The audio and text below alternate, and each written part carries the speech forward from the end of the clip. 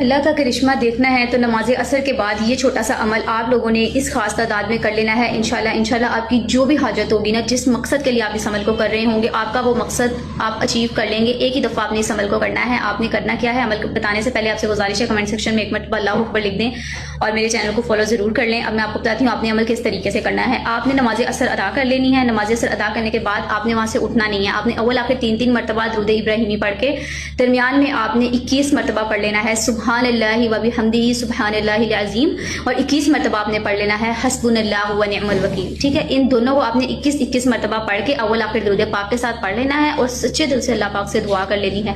جس بھی پرپس کے لیے، جس بھی مقصد کے لیے آپ اس عمل کو کر رہے ہوں گے، ایک ہی دفعہ آپ اس عمل کو کریں گے، انشاءاللہ آپ لوگوں کو اس کا بہت زیادہ فائدہ ہوگا، بہت زیادہ پازیٹیو ریزلٹس آپ کو دیکھنے کو ملیں گے۔ یہ بہت ہی زیادہ جلالی قسم کا عمل ہے، اس کو آپ نے ایک مرتبہ لازمی طور پہ کر لینا ہے۔ اگر آپ پہ کوئی بھی پرابلم آ گئی ہے، انشاءاللہ وہ پرابلم سالو ہو جائے گی، کوئی بھی مسئلہ آپ کی زندگی کا وہ حل ہو جائے گا انشاءاللہ۔ جزاک اللہ۔